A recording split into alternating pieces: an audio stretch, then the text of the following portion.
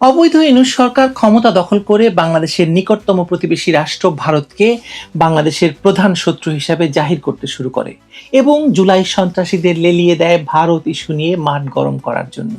ইউনূস সরকারের জাতীয় নিরাপত্তা উপদেষ্টা হিসাবে নির্দিষ্ট তারিখের একদিন আগেই রজার খলিল ওরফে খলিলুর রহমান ভারত সফরে যান ২০২৫ সালের নভেম্বর মাসে।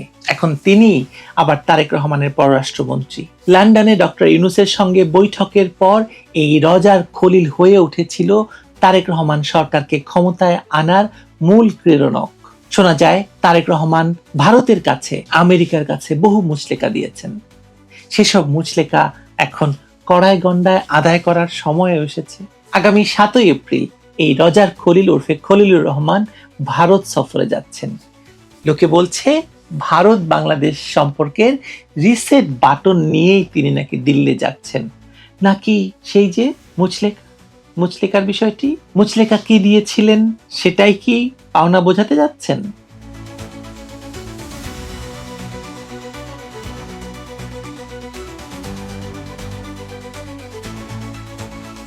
আপনাদের হয়তো মনে থাকবে যে কলম্বো সিকিউরিটি কনক্লেভের বৈঠকে অংশগ্রহণের নাম করে খলিলুর রহমান ওরফে রজার খলিল ২০২৫ সালের নভেম্বরে ভারত সফর ছিল একটি রহস্য ঘেরা ঘটনা। অন্তর্বর্তী সরকারের আমলে মাত্র ২ জন উপদেষ্টার ভারত সফরের মধ্যে এটি ছিল সবচেয়ে গুরুত্বপূর্ণ, বিশেষত এমন এক সময়ে যখন শেখ হাসিনাকে আন্তর্জাতিক অপরাধ ট্রাইব্যুনাল মৃত্যুদণ্ড দিয়েছে এবং বাংলাদেশ তার প্রত্যার্পণ দাবি করছে।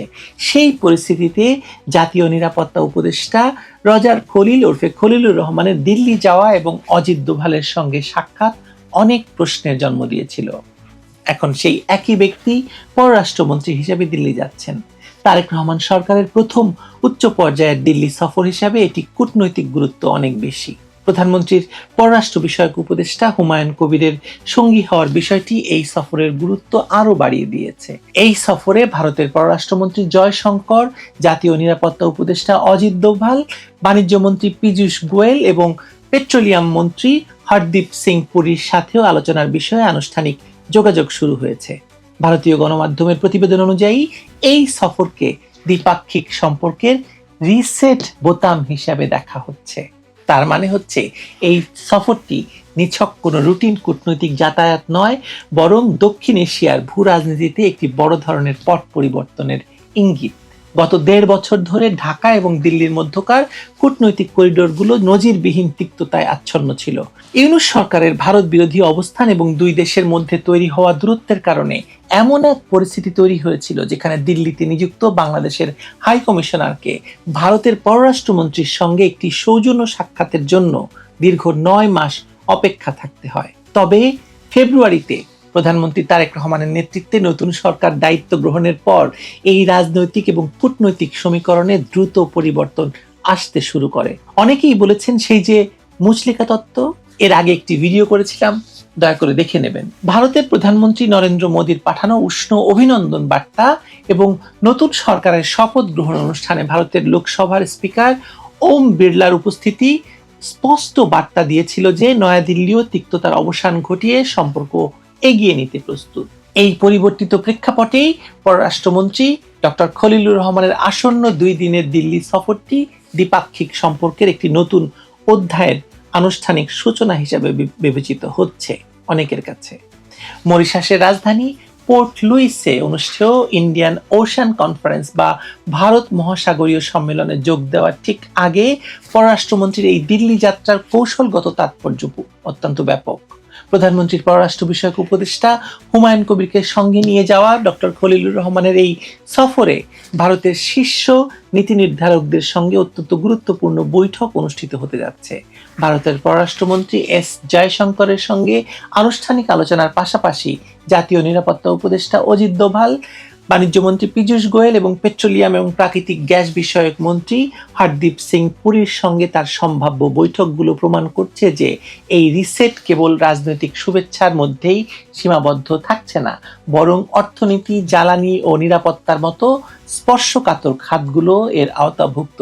বিশেষ করে ডক্টর ইউনূস ক্ষমতা দখল করার পরে পাকিস্তান থেকে ডেকে এনে পাকিস্তানের গোয়েন্দা সংস্থা, পাকিস্তানের সেনাবাহিনী, পাকিস্তানের বেসামরিক কর্মকর্তা সকলকে নিয়ে ভারতের বিরুদ্ধে বাংলাদেশে যে নতুন ফ্রন্ট ওপেন করা হয়েছিল সেটি ভারতের রাজনীতির বা ভারতের পক্ষ থেকে আলোচনার মূল বিষয়বস্তু হবে, তাতে কোনো সন্দেহ নেই। জাতীয় নিরাপত্তা উপদেষ্টা থাকাকালীন অজিত দোভালের সঙ্গে ডক্টর খলিলের যে কাজের সম্পর্ক তৈরি হয়েছিল, বর্তমান পররাষ্ট্রমন্ত্রী হিসেবে সেটিকেই তিনি একটি কার্যকর কূটনৈতিক রূপরেখায় পরিণত করার চেষ্টা করবেন বলে অনেকে বলছেন। এই কূটনৈতিক তৎপরতার পেছনে সবচেয়ে বড় নিয়ামক হিসেবে কাজ করছে অর্থনৈতিক বাস্তবতা। গত 15 বছরে ভারত এবং বাংলাদেশের মধ্যে যে গভীর বাণিজ্যিক সম্পর্ক গড়ে উঠেছিল, ডক্টর ইউনূসের শাসনকালে রাজনৈতিক অস্থিরতা এবং ইউনূস সরকারের টানাপোড়েনের কারণে তাতে বড় ধরনের ধাক্কা লাগে। $14 বিলিয়ন দ্বিপাক্ষিক বাণিজ্য উল্লেখযোগ্য হারে কমে যায়। বর্তমানে উভয় দেশই এই অর্থনৈতিক স্থবিরতা কাটিয়ে উঠতে মরিয়া। আর এই পুনর্জাগরণের কেন্দ্রবিন্দুতে রয়েছে প্রস্তাবিত সমন্বিত অর্থনৈতিক অংশীদারিত্ব চুক্তি বা সেপা।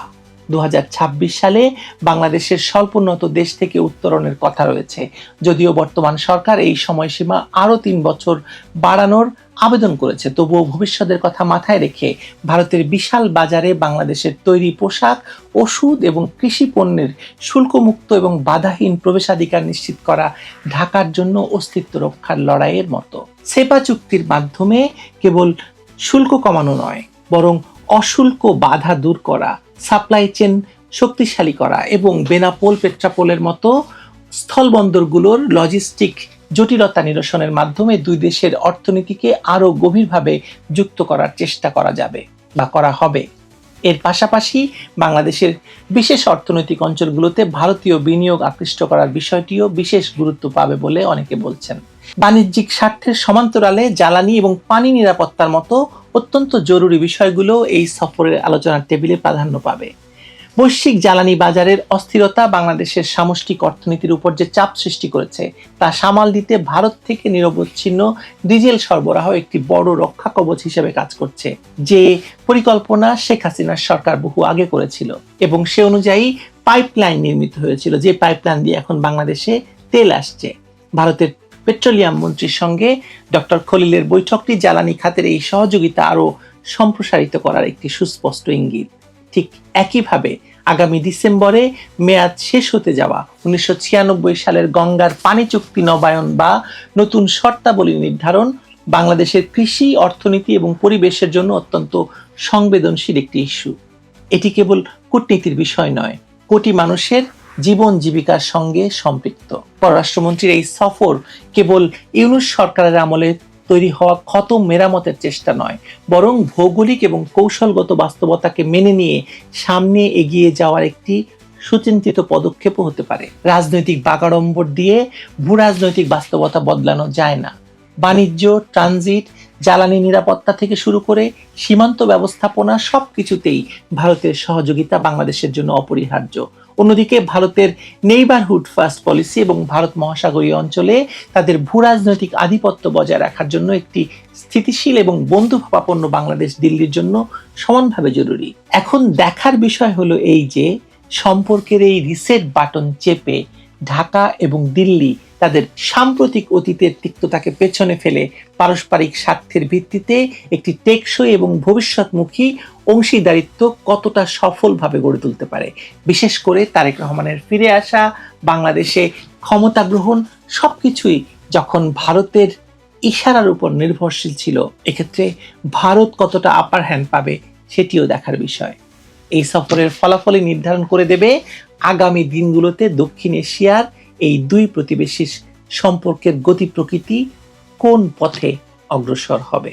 ভালো থাকবেন সবাই।